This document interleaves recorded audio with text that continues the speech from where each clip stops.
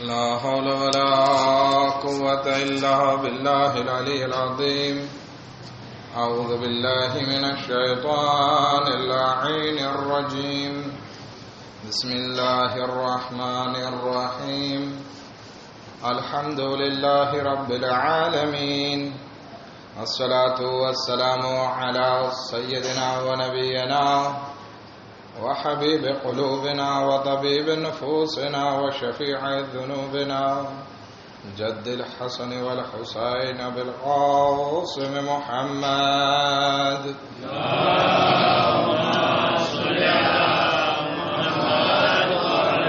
وأهل بيته الطيبين الطاهرين المعصومين المظلومين، ولعنة الله على أعدائهم أجمعين.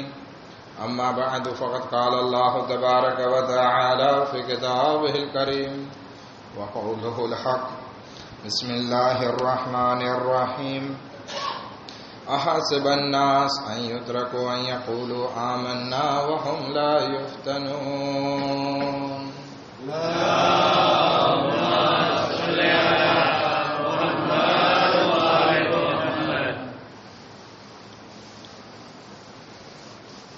अज़ीज़ान मोहतरम, खुदावंद आलम कुरान मजीद में इरशाद फरमावे छे, अहसिब अन्नास अन युत्रकू अन यक़ूलू आमन्ना.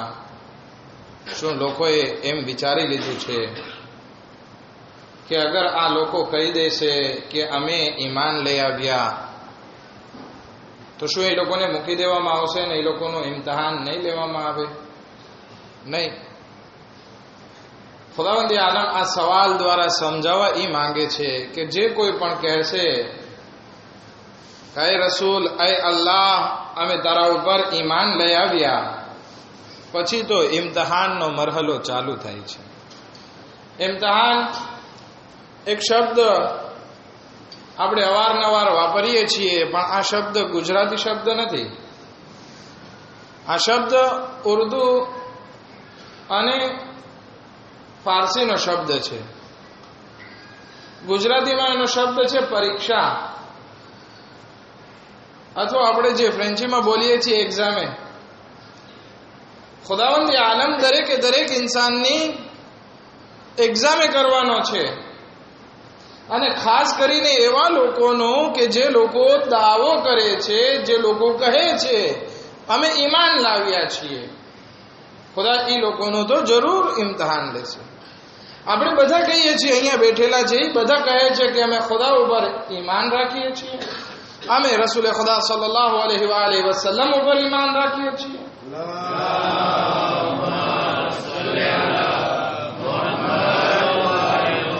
કુરાન ઉપર ઈમાન છે, કયામત ઉપર ઈમાન છે, જન્નત અને જહન્નમ ઉપર ઈમાન છે. આ ઈમાન જ્યારે આવી ગયું તો પછી ખુદાવંદ આલમ કહે છે કે તમે જ્યારે બોલ્યા લા ઇલાહા ઇલ્લલ્લાહ, તો પછી ઇમ્તિહાન અને એક્ઝામ, પરીક્ષાનો દોર ચાલુ થઈ જશે. આપણે જોઈએ છીએ ને, છોકરાઓને જ્યારે એક્ઝામનો સમય હોય ત્યારે એ બધા ત્રેસમાં હોય છે, ભૂલ રમવાનું ભૂલાઈ જાય છે, જે રમવાનું મૂકી દે છે. શું કામ? કારણ કે એવું ના બને કે આ એક્ઝામમાં છોકરો નાપાસ થાય અને આખી વર્ષની મહેનત અને ખર્ચો પાણીમાં ચાલ્યો જાય. તો અઝીઝ અને મહોતરમ, આપણે તો પૂરી જિંદગીમાં અવારનવાર જે છે ઇમ્તિહાનમાં ફસાયેલા છે, અને અલ્લાહની બારગાહથી એક્ઝામ એવી રીતે હોય છે કે એમાં દાટ ફિક્સ નથી હોતી કે ભાઈ આવતીકાલે 10 વાગે તમારું ઇમ્તિહાન લેવામાં આવશે, તમે તૈયાર રહેજો. એવી ખુદા તરફથી કોઈ દાત નથી. તો જરૂર જે છે આપણે પ્રે રહેવાનું છે, તૈયાર રહેવાનું છે કે ક્યારે અલ્લાહનું ઇમ્તિહાન આવે અને આપણે એવું ના બને કે આપણે જે છે એ નાપાસ થઈ જઈએ. કારણ કે અગર જો છોકરાઓ, બચ્ચાઓ એક્ઝામમાં નાપાસ થાય તો શાયદ 1 વર્ષ એ લોકોનું બગડે, શાયદ વધારેમાં વધારે સ્કૂલમાંથી એને નીકાળી દેવામાં આવે તો બીજી સ્કૂલમાં હોતું. પણ આપણે એ સંજોગમાં, એ સિચ્યુએશનમાં આપણે ફસાયેલા છીએ કે અગર જો આપણે અહીંયા નાપાસ થશું તો પછી પૂરી જિંદગી આપણી બરબાદ થશે. આપણને આ દુનિયામાંથી અગર કાઢી નાખવામાં આવશે તો પછી જન્નતનો આલી દરજ્જો આપણને નહીં મળે. જન્નતમાં જવું આપણા માટે મહેનત થઈ પડશે. માટે જરૂરી છે કે આપણે હર હંમેશ અલ્લાહના ઇમ્તિહાન માટે તૈયાર રહીએ. હવે એમ નથી કે ખુદાવંદી આલમ દરેકે દરેક ઇન્સાનનું ઇમ્તિહાન એક સરખું લે છે. ના, એવું પણ નથી. દરેક ઇન્સાનની જિંદગી પ્રમાણે ખુદાવંદી આલમ ઇમ્તિહાન લે છે. જેવું નબીથી ઇમ્તિહાન લે છે એવું મારાથી ઇમ્તિહાન લેતો નથી. જેવું મારાથી ઇમ્તિહાન લે એવું તમારાથી ઇમ્તિહાન લેતો નથી. પણ એક વાત જરૂર છે કે દરેકે દરેક ઇન્સાનને ઇમ્તિહાન દેવાનું છે. હઝરત ઇબ્રાહીમ હોય, હઝરત આદમ હોય કે પછી ખુદા રસૂલે ખુદા, જે પણ કોઈ હોય, હું અને તમે બધાને ઇમ્તિહાન દેવાનું છે, એક્ઝામે દેવાનું છે. અને એક્ઝામે પણ ફર્ક કરે છે. એક નોકરિયાત માણસ હોય તો એનાથી એનો એવું ઇમ્તિહાન, એક ગરીબ માણસ છે તો એનાથી એની ગુરબતનું ઇમ્તિહાન, એક પૈસાવાળો અમીર માણસ છે તો એનાથી એનું ઇમ્તિહાન, એક એલેવ છે તો એલેવથી ખુદાવંદી આલમ ઇમ્તિહાન લે છે. દરેકે દરેક ઇન્સાનની દરેક હાલતને જોઈને ખુદાવંદી આલમ ઇમ્તિહાન લે છે. પણ એક સવાલ આપણે અહીંયા ખુદા પાસે કરીએ, કઈ પરવરદિગારા, તું તો અલીમ છે. ખુદાવંદી આલમની એક સિફત શું છે? એક કાલિદે શું છે? અલીમ. અલીમ કોને કહેવાય? હલીમ નથી કહેતો. ગુજરાતીમાં હલીમ કોને કહેશું આપણે? ખીચડા. પણ હલીમ જે છે અરબીમાં નરમાશ રાખવા વાળાને કહે છે. પણ અહીંયા ન તો હું હલીમ કહું છું ને હલીમ કહું છું. અહીંયા જે વાત કરું છું એ અલીમની વાત કરું છું. આઈનથી શું છે અલીમનો મતલબ? ખુદાવંદી આલમ જાણકાર છે. તો ખુદાને આપણે કહીએ કે ખુદાયા તું દરેકે દરેક વસ્તુથી જાણકાર છું. કીડીના મોઢામાં કેટલું કણ જોવે છે એ પણ તું જાણકાર છે. મારી આવતીકાલે સિચ્યુએશન કેવી હશે એ તું જાણકાર છું. દરેકે દરેક વસ્તુ, હું દિલમાં શું વિચારું છું, મગજમાં શું વિચારું છું, એ બધી વસ્તુનો ખુદાયા તું તો જાણકાર છે. તો પછી આ ઇમ્તિહાન લેવાની જરૂર તને શું છે? ખુદાવંદી આલમ કુરાન મજીદમાં આવાજ દે છે, વલનબ્લુવન્નકુમ, કે અમે તમારું ઇમ્તિહાન લઈએ છીએ. કઈ કઈ વસ્તુથી? અલગ અલગ વસ્તુ ગણાવે છે. બીજી એક જગ્યાએ ફરમાવે છે કે અમે તમારું ઇમ્તિહાન લઈએ છીએ એટલા માટે કે જેથી અમે તમને બતાવીએ કે તમારામાંથી અય્યુકુમ અહસનુ અમલા, કે તમારાથી સૌથી વધારે બહેતર અમલ કરવા વાળો કોણ છે. ખુદાને તો ખબર છે કે મારી જિંદગીમાં છેલ્લે મારું કોંત જ્યારે બંધ થશે, શ્વાસ મારી જ્યારે બંધ થશે ત્યારે મારી હાલત કેવી હશે. ખુશનસીબ છે એ ઇન્સાન કે જે આ દુનિયાથી રૂખસત થાય અને પોતા માટે કારે ખૈરની વસ્તુ મૂકતો જાય. આપણે આજે જેનો 40મું મનાવી રહ્યા છીએ એના અખલાક આપણી માટે યાદગાર સ્વરૂપ છે. એની ઔલાદ કે જે અહીંયા મરસિયા અને કસીદા પડાવે છે એ આ મરહૂમ માટે સવાબે જારિયાનો ઝરિયો છે. આપણે મૌજૂદથી વધારે પાછા ના ફરીએ. ખુદાવંદી આલમ આ ઇમ્તિહાન એટલા માટે લે છે કે આપણને લોકોને બતાવે કે તમારામાંથી બહેતર અમલ કરવા વાળો કોણ છે. પણ ખુદાને સવાલ એક બીજો કરીએ, પરવરદિગારા તું બતાવીને શું કરીશ? કયામતનો દિવસ થશે, અમારા બધાનું નામે અમાલ ખોલીશ, તું એમ કહીશ કે ફલાણો જે છે એ બહુ વધારે સારો અમલ કરવા વાળો હતો, ફલાણો જે છે એ નકામા અમલ કરવા વાળો. આ અંજામ આપીને તારો કરવાનો શું ઈરાદો છે?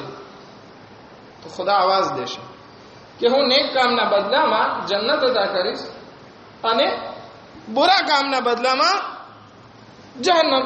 એક સિમ્પલ અને બધી જગ્યાએ જે કોઈ ઇન્સાન ધર્મમાં માનતો હોય આ અકીદાને કબૂલ રાખે છે, ચાહે હિન્દુ હોય, ક્રિશ્ચિયન હોય, યહૂદી હોય, ઈસાઈ હોય કે મુસલમાન, બધાને કબૂલ રાખે છે.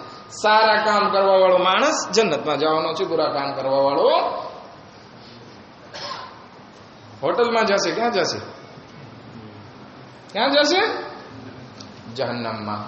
પણ ખુદાને સવાલ આપણો અહીંયા ઈ છે કે આય પરવરદિગારા, ઇમામ હુસૈન અલૈહિસ્સલાતુ વસ્સલામ દુઆએ અરફામાં આ જુમલો ઇરશાદ ફરમાવે છે, આય પરવરદિગારા, તને મારા ગુનાહ કે મારી જાત તને નુકસાન નથી પહોંચાડી શકવાની. શું આપણે ખુદાને બે ગુનાહ વધારે કરશું, શું ખુદાને કઈ ખોટ આવી જશે? નહીં. શું આપણે અગર જો ચોરી કરી કે શરાબ પીધું તો શું ખુદાની ખુદાઈમાં કઈ ઘટાડો થઈ જશે? નહીં થાય. ખુદા કહે કે પૂરી દુનિયા અગર જો મારાથી મોઢું ફેરવી લે અને ગુનાહ કરવા ઉપર ઉતરી જાય તો પણ વાળ બરાબર પણ મારી ખુદાઈમાં જે છે ફેર નથી પડવાનો. ઇમામે હુસૈન અલૈહિસ્સલામ આ જુમલો કહેવા ચાહે છે, આય પરવરદિગારા, મારાથી તને કઈ નુકસાન નથી પહોંચવાનું. કે પછી અગર જો હું ઇબાદત કરી લઉં તો તને કઈ ફાયદો નથી થવાનો. અગર પૂરી કાયનાત વિલાયત અલી ઇબ્ન અબી તાલિબ અલૈહિસ્સલાતુ વસ્સલામ ઉપર ભેગા થઈ અને ખુદાની ઇબાદત કરવા લાગે તો પણ ખુદાની ખુદાઈમાં કઈ વધારો નથી થઈ જવાનો. આપણે છીએ કે બે ચાર કામ સામાજિક સારા કરી લઈએ તો એતવાલ મળે, ચાંદ મળે. પણ ખુદાને એવો કઈ એતવાલ કે ચાંદ મળવાનો છે? ઇમામે હુસૈન અલૈહિસ્સલામ કહે છે, આય પરવરદિગારા, ન તો તને મારાથી કઈ નુકસાન થવાનું છે, ન તો તને મારી જાતથી કઈ ફાયદો થવાનો છે. અરે ખુદાયા, તું તો એવો મહાન પરવરદિગાર છે કે તને તારી જાતથી પણ કઈ ફાયદો નથી. એમ નથી કે તું ખુદા છો તો તને ખુદાઈમાં તને કઈ ફાયદો હોય. ના, તને કોઈ જાતનો ફાયદો નથી. તારી પાસે દરેક વસ્તુ છે, તું ગનીએ મુતલક છો, તને કોઈ ફાયદો નથી. તો મારા ગુનાહ તને નુકસાન નથી પહોંચાડવાના, મારા નેક અમલ તને ફાયદો નથી પહોંચાડવાનો. તો પછી તું શા માટે મને જન્નત અથવા જહન્નમમાં નાખીશ? શા માટે તું મારા ગુનાહોને માફ કરી અને જન્નતમાં મને નથી નાખી દેતો? ખુદાવંદી આલમ અહીંયા એક શાયદ આ જવાબ આપે આપણને કે મેં તમારા બધાના બાપ હઝરત આદમ અલૈહિસ્સલાતુ વસ્સલામને જન્નત આપી હતી અને મફતમાં આપી હતી. કોઈ જાતનો અમલ નહોતો અને મેં એને જન્નતમાં રાખ્યા. પણ શું કર્યું? શું કર્યું? તરકે ઔલા કર્યું. ખુદાએ જે વસ્તુની મનાઈ કરી હતી એ ફળ ખાઈ લીધું અને જન્નતથી બહાર નીકળવું પડ્યું. તો હવે અગર જો આપણે ઇમ્તિહાન દીધા વગર, મહેનત કર્યા વગર અગર જો આમનમ જન્નતમાં દાખલ થઈ જઈએ તો શું કરીએ?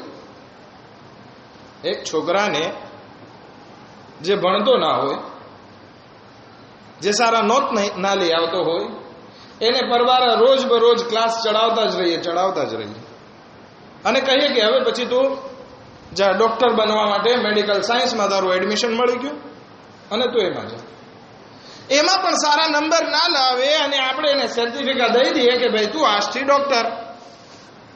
હવે શું કરશે? આપણે ગુજરાતીમાં એક કહેવત છે,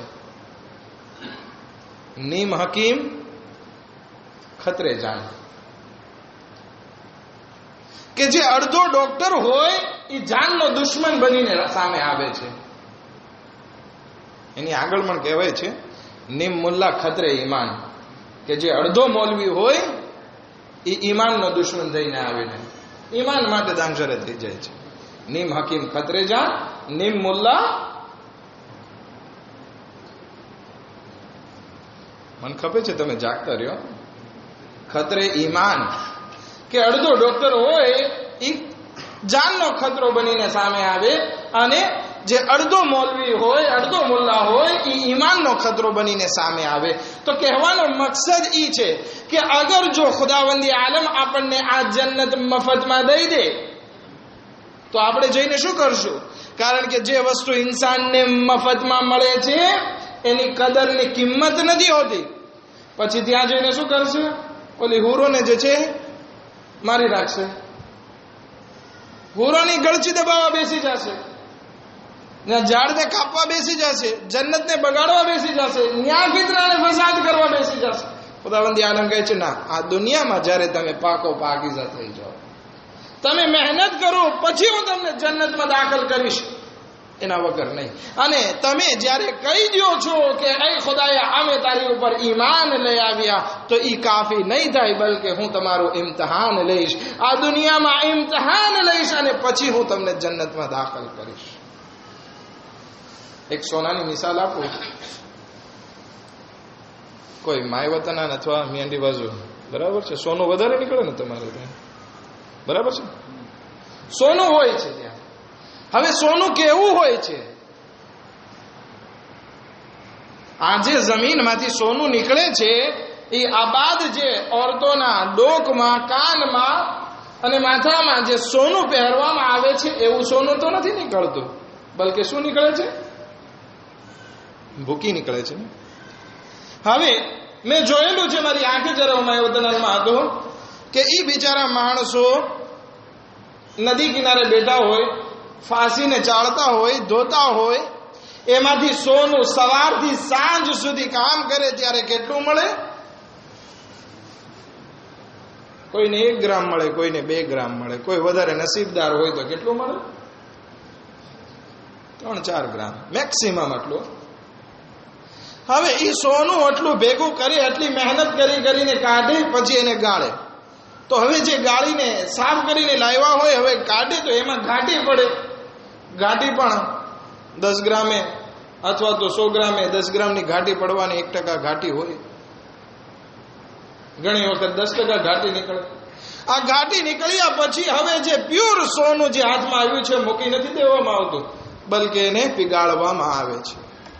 એકદમ ગરમ એવું કરવામાં આવે છે કે એનો કલર બદલાઈ જાય, લાલ થઈ જાય. પછી એના ઉપર હથોડા પડે છે. હથોડા પડી અને ટીપવામાં આવે છે અને સરખો એને ઘાટ આપી અને પછી જ્યારે બજારમાં આવે છે તો એ બહેતરીન શોભિત લાગે છે. પછી એ ઓરતોની શોભા બની શકે છે. આવી આટલા બધા મરાહિલ પસાર કરે છે ત્યારે આ સોનું જે છે એ શોભિતું અને કિંમતી બને છે. જે માય વતનાનમાં 3 થી 5 લાખનું ગ્રામ હતું, હવે જ્યારે દુકાન ઉપર એ શોભિતું વેચાવા આવે છે તો કેટલા ગ્રામનું થઈ જાય? 1 મિલિયનની કિંમત થઈ જાય ને. તો આ વસ્તુ જે છે એ મહત્વ રાખે છે, આપણને સમજાવવા ચાહે છે. ખુદાવંદી આલમ કહે છે કે હું તમને કોઈ વસ્તુ મફતમાં દેવા નથી ચાહતો, બલકે તમે આવો, આ દુનિયાની મુસીબતનો સામનો કરો અને દરેક મુશ્કેલાત ઉપર તમે સાબિત કદમ રહ્યો, સબ્રની સાથે આગળ વધો, તો પછી હું તમને જન્નતનો બહેતરીન દરજ્જો ઇનાયત કરીશ. નહીતર અગર જો આ વસ્તુ આપણને મફતમાં મળી જાય તો એની કદરો કિંમત નથી રહેતી. એક માણસ હતો, એને કોઈ ઔલાદ નહીં હતી, પણ પૈસો પુષ્કળ. એ માણસ બુઝુર્ગ થઈ ગયો તો જોવે છે કે મારા ફામીમાં કોઈ નથી, બસ મારા એક ભાઈનો દીકરો છે, બીજું મારા ફામીમાં કોઈ નથી, એક જવાન ભાઈનો દીકરો છે, ભત્રીજો, એ યતીમ છે, એને બધું નામે કરતો જાઓ. એ નામે કરે છે અને આ ચાચો ડોસો ગુજરી જાય છે, બધું એ જવાન દીકરાના હાથમાં આવે છે. પણ શું છે? મફતમાં મળેલી વસ્તુ છે, મહેનત અને પસીનાની વસ્તુ નથી, એટલે એની કદરો કિંમત પણ નથી. એટલે આટલા બધા પૈસા આવ્યા એ જવાનના હાથમાં, એટલે ઉડાવી છે.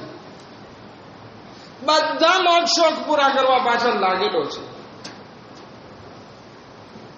એક માણસ ત્યાંથી વટાય છે, જોવે છે આ જવાનની હાલત, ઓળખતો હતો એના ચાચાને. એની પાસે જાય છે અને કહે છે કે દીકરા, તે ઘંટી જોઈ છે? ઘંટી આગળ જમાનામાં જોઈ છે તમે લોકો? અત્યારે આપણે ફરીને બનાવવું હોય તો કેવી રીતે? અત્યારે તો ઓર્ડર દઈએ છીએ ને આવી જાય છે કન્ટેનર. આગળ જમાનામાં એમ નહીં હતું. ઘઉંને ગંડીમાં નાખીને ફેરવવી પડતી, તો એમાંથી ઘઉં વચમાં નાખે તો એમાંથી લોટ થઈને બહાર નીકળે. બે મોટા મોટા પથ્થર હોય ગોળ, એ ફરતા હોય, એમાંથી એક ફરતો હોય, એક ફિક્સે હોય, વચમાં એક લોઢું હોય કે જે આ બે પથ્થરને પકડી રાખતું હોય અને પછી એમાંથી લોટ દળાતો હોય. તો આ માણસ આવીને કહે છે કે દીકરા ઘંટીના લોઢાને સાચવીને રાખજે. તો અગર જો ઘંટીના વચ્ચેનો લોઢો સરિયો નહીં હોય તો શું થશે? એ બે પથ્થર નકામા છે. તો અગર જો તું તારી કેપિટલ સાચવીને નહીં રાખ તો પછી તારી પાસે ગમે એટલી તાકાત અને સ્ફૂર્તિ અને મોજો કરવાના સાધનો મોજૂદ હશે, પણ કેપિટલ નહીં હોય તો કઈ ફાયદો નથી. આ કહીને ચાલ્યો જાય છે. દીકરો જે છે એ ધ્યાનમાં નથી લેતો આ વાતને. પછી શું થાય છે? થોડાક વખત થાય છે એટલે બધું ફના ફાતિયા થઈ ગયું. આપણી હાલત એવી ના થઈ જાય. આપણે આ દુનિયામાં ધ્યાન રાખવાનું છે. ખુદા ઇમ્તિહાન લે છે કે આ ઇમ્તિહાનમાં તમે તમારા ઈમાનને કેટલું સાચવીને રાખો છો. અગર જો આ ઈમાનને સાચવીને રાખ્યો તો પછી તમને તમારી આ કેપિટલ, આ ઈમાન જે છે એ જન્નતમાં કામ લાગશે, કયામતના મેદાનમાં કામ લાગશે. પણ અગર જો આ અલ્લાહ ઇમ્તિહાન લેવા માટે તમારી ઉપર મુસીબત નાખે અને મુસીબતમાં તમે તમારા ઈમાનને ખોઈ નાખો તો પછી ફાયદો નથી. ખુદાવંદ આલમ કુરાનમાં કહે છે, બશિરી સાબિરીન અલ્લઝીના ઇઝા અસાબતહુમ મુસીબતુન કાલુ ઇન્ના લિલ્લાહી વ ઇન્ના ઇલૈહિ રાજીઉન. બશારત આપો કોને? કે જે લોકો મુસીબતમાં સબ્ર કરે છે. અગર જો સબ્ર કર્યો તો પછી ખુદાવંદ આલમ કહે છે કે અમે એ લોકો માટે બહેતરીન જન્નત રાખી છે. હવે આ લોકો સબ્ર કરે છે તો કેવી રીતે? દુનિયામાં કોઈ વસ્તુ મળી જાય તો એટલા બધા ખુશહાલ પણ નથી થતા અને બધી વસ્તુ ચાલી જાય તો નારાજ પણ નથી થતા. આપણે પણ આ દુનિયામાં જિંદગી એવી રીતે કરવાની છે કે આપણું ઈમાન બરબાદ ના થાય. દુનિયાની નાની એવી વસ્તુ ઉપર ખુશ ના થઈ જઈએ અને નારાજ પણ એટલા બધા ના થઈ જાય, દેખુરાશે પણ ના થઈ જાય. આ છે આ દુનિયા. જ્યારે કે આ દુનિયા ઇમ્તિહાનનો સબબ છે.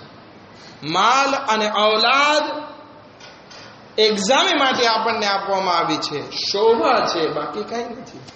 બાકી કોઈ આ દુનિયાથી કઈ લઈને નથી ગયું અને આપણે પણ કઈ લઈને જવાના નથી. સરસ મજાનું ગઈકાલે ફેસબુકમાં કોકે લખેલું હતું કે બ્રાન્ડેડ કપડા પહેરવા માટે તમે એટલા બધા ઉતાવળા ના થાઓ. ઘણા માણસો બોસ, લાકોસ્ટ, બીજી કઈ બ્રાન્ડ આવે છે, હા,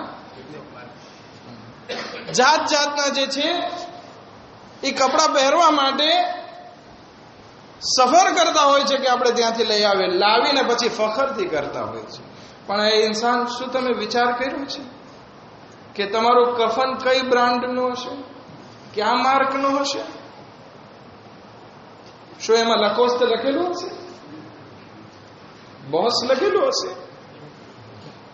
તો આ દુનિયાની વસ્તુ ઉપર ફખર નથી કરવાનો. આ તો તમારા એક્ઝામ માટે છે કે તમે આનાથી કેવી રીતે ઉપયોગ કરો છો. હવે ખુદાવંદી આલમે આટલી બધી આપણને નેમતો આપી છે અને આ નેમતોનો આપણે અલ્લાહની રાહમાં ઉપયોગ ના કરીએ. ખુદાવંદી આલમે તાકાત આપી હોય, સ્ફૂર્તિ આપી હોય, દરેક જાતના કપડા આપેલા, મોટર અને ગાડી આપેલી છે. હવે આપણે એનો ઉપયોગ જે છે રાહે ખુદામાં ના કરીએ, નમાઝના વખતે આપણે બહાર ફરતા હોઈએ તો પછી આ રાહે ખુદામાં ક્યાં ઉપયોગ થયો? ખુદા તમને આ આટલી બધી નેમત આપે છે એટલા માટે નહીં કે તમે અલ્લાહથી ગાફિલ થઈ જાઓ, નહીં, તમે અલ્લાહથી નજદીક થાઓ એટલા માટે. આ બધી નેમત જે ખુદા આપે છે આપણે એના ઉપર ખુશહાલ છીએ, પણ એવું ના બને કે આ નેમત આવતીકાલે કયામતના દિવસે આપણી માટે બબાલનું સ્વરૂપ સામે આવે. કેવી રીતે બબાલ થઈ જાય? આપણને એનાથી સવાલ કરવામાં આવે, ભાઈ તે તારી મોટરને ક્યાં ક્યાં વાપરી છે? બહેલોલ અને હારૂન રશીદ બે એક જગ્યાએ ભેગા થયા. એ કે કંઈક મને સમજાવ, શીખાડ, વાતને શીખાડ. કે હું તારા કરતા બહેતર છું એવી કંઈક રકજક હાલી. તો કે અચ્છા. બહેલુલ કહે છે કે તું મારા કરતા બહેતર છું? તો કે હા.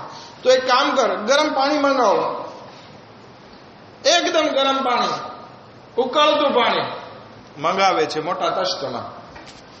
મોટી જબર સાની હતી, શું કે તાસડો મંગાવે છે ગરમ પાણીમાં. કે ઠીક છે, હવે આપણા બે માંથી બહેતર કોણ એ આપણે જોઈએ. હારૂન રશીદ કહે છે કે હું બહેતર છું, બધાએ મારા હાથ ઉપર બયાત કરેલી છે, હું મુસલમાનોનો ખલીફા છું, તારા પાસે શું છે? કાંઈ નથી. તો કે હાલ આપણે જોઈએ. બહેલુલ કહે છે કે હું જાઉં છું અને મારી જિંદગીનો હિસાબ દઉં છું. બહેલુલ એ ઉકળતા પાણીમાં બે પગ રાખે છે અને જલ્દી જલ્દી બોલ નાખે છે, મારી જિંદગીમાં એક જોડી કપડા, એક ઘર અને એક લાકડી અને એક લોટો, આના સિવાય કઈ નથી. નીકળી જાય છે, પગ બહાર કાઢી નાખે છે. હવે હારૂન રશીદ, તમે એમાં પગ નાખી અને બોલો કે તમારી પાસે કેટલી નેમતો છે, ખુદાએ તમને શું શું આપ્યું છે અને ખુદાની કઈ કઈ નેમતોથી ઉપયોગ કરો છો. હારૂન રશીદ એ ઉકળતા પાણીને જોવે છે ને કહે છે તો ગેલો થઈ ગયો છે. હું આમાં પગ રાખીશ અને મારી બધી નેમતોને ગળામાં બેસીશ, આ પાણી ઠંડુ થઈ જશે ને મારા પગ જે છે એ બફાઈ જશે. કેમ મોગો બફાય? એના જેમ બફાઈ જશે. તેમ છતાં મારી નેમતની ગણતરી પૂરી નથી. તો કે પછી કયામતમાં ખુદાની બારગાહમાં બહેતર કોણ છે? એ ઇન્સાન છે કે જે પોતાનો હિસાબ આસાનીથી દઈ શકે. તો એ નેમતો જેટલી આવે એના ઉપર ખુશ થવા પહેલા એ વિચાર કરી લેજો કે આમાંથી હું કેટલું એક્ઝામે દઈ શકીશ અને આનો કેટલો જવાબ ખુદાની બારગાહમાં હું પેશ કરી શકીશ. માટે ખુદાવંદી આલમ એ બધી નેમતોનો હિસાબ લેવાનો છે કે જે નેમતોને આપણે રાહે ખુદામાં ખર્ચ નથી કરી, પરંતુ જે નેમતો આપણે અલ્લાહની બારગાહમાં ખર્ચ કરીએ છીએ તો ખુદાવંદી આલમ કહે છે કે એ મારી બારગાહમાં શુક્ર કર્યો ગણાશે. અને ઇન શકરતુમ લા અઝીદન્નકુમ, જેટલો તમે મારી બારગાહમાં શુક્ર કરશો હું તમારી નેમતોમાં વધારો કરતો જઈશ. ઇમામે હુસૈન અલૈહિસ્સલામ પાસે આપણે જોઈએ કઈ કઈ નેમતો હતી કરબલાના મેદાન. ભાઈ હતા, દીકરા હતા, સહાબીઓ હતા, ઔલાદ હતી, બહેન હતી, દીકરીઓ હતી, પણ બધી વસ્તુ ઇમામે હુસૈન અલૈહિસ્સલામે રાહે ખુદામાં કુરબાન કરી. હતા કે 6 મહિનાના અલી અસગરને પણ કુરબાન કર્યા. અને આવાજ દે છે હલ મિન નાસિરિન યન્સુરુના, છે કોઈ આ હુસૈનની મદદ માટે? પરંતુ કોઈ આવાજ નથી આવતી. ઇમામે હુસૈન અલૈહિસ્સલામ અહલે હરમથી રૂખસત થઈ અને મેદાને કરબલામાં આવે છે. આવાજ દે છે શા માટે તમે મારા ખૂનના પ્યાસા થયા છો? તમે તમારી જિંદગીમાં તો આઝાદ બનો, શા માટે તમે તમારી દોલત અને આ શોહરતના ગુલામ બનીને બેઠા છો? કૂનો અહરારન ફી દુનિયા, તમે તમારી દુનિયામાં તો આઝાદ રહેતા શીખો. કોઈ વસ્તુના ગુલામ શા માટે થાવ છો? લડાઈની શરૂઆત થાય છે. હુસૈન ઇબ્ને અલી લડાઈ કરતા જાય છે. આઝાદારો અસરનો વખત આવ્યો. એક આવાજ ગુંજે, યા અય્યુહન નફ્સુલ મુતમઇન્ના ઇરજી ઇલા રબ્બિકા રાદિયતમ મરદિયા. ऐ नफ्से मुतमइन्ना रा मालिक तेरा परवरदिगार दी बारगाह में पाछो पलट. आज़ादारो इमाम हुसैन अलैहिस्सलाम પોતાની તલવારને નયા રાખે છે. ભાગેલી ફૌજ પલટવા લાગે છે. કોઈ તીરોથી હમલા કરે છે, કોઈ નેજા મારે છે, કોઈ પથ્થર ફેંકે છે તો કોઈ તીર વરસાવે છે. આઝાદારો થોડી જ વારમાં ઝહરાનો લાલ 900 જખમોથી ચૂર મેદાને કરબલા પર આવે છે, પરંતુ તીરો પર ઇમામનું શરીર અટકી જાય છે. એવામાં શિબરે લઈને આગળ વધે છે, તીરોને હટાવે છે, ઇમામ ઉપર ફિશાર દે છે, સીના ઉપર સવાર થઈ ઇમામના ગળા ઉપર બૂટું खंजर राखी दे छे અહીંયા દિલે ઝૈનબ પર જનાબે ઝૈનબ જોઈ રહ્યા છે કે મારા ભાઈ સાથે આ શું કરવા બાપ આવાજ દે છે આયશે પર મારો માં જાયો મારા હુસૈન 3 દિવસનો પ્યાસો છે કઈ કથામાં એમને સભા કરી इमाम हुसैन इशारो करे से जाओ पढ़ो शेमर ए खंजर ने इमाम ना गला पर फेरवतो रहे छे आवाज गूंजे छे अला कोतल अल हुसैन बेकरबला अला ज़ुबह अल हुसैन बेकरबला अला लानतुल्लाहि अलल कौमिद ज़ालिमीन सयअलम अल्लज़ीना ज़लमू अय्य मुनक़लिबिन यनक़लिबून खुदा वासित ने मोहम्मद ने आले मोहम्मद में मरियम की सज़ा ने कबूल फरमा हमारा गुनाह ने कबीरा सगीरा ने माफ फरमा हमारी मुश्किलात ने आसान फरमा हमारा रिस्क में बरकत इनायत फरमा खुदाया जी मरहूम आज 40 मुझे मरहूम मोहम्मद रज़ी खुदाया इमने मग़फ़िरत फरमा इमने जन्नत में आली दरजो इनायत फरमा खुदाया भक मोहम्मद व आले मोहम्मद इमना फामी ने सब्र जमील ने तौफीक़ात नसीब फरमा खुदाया भक मोहम्मद व आले मोहम्मद हज़रत आयतुल्लाह सिस्तानी ने दीगर मराजियों ने सेहत व सलामती साथ लंबी उम्र इनायत फरमा खुदाया भक मोहम्मद व आले मोहम्मद दुश्मनान इस्लाम ने निस्नाबूद फरमा इमाम ज़मान अलैहि इस्लाम ने ज़हूर में जल्दी जल्द आजिल फरमा आने मुनिन अंसार व शुमार फरमा रब्बना तक़ब्बल मिन्ना इन्नका अंतस समीउल अलीम।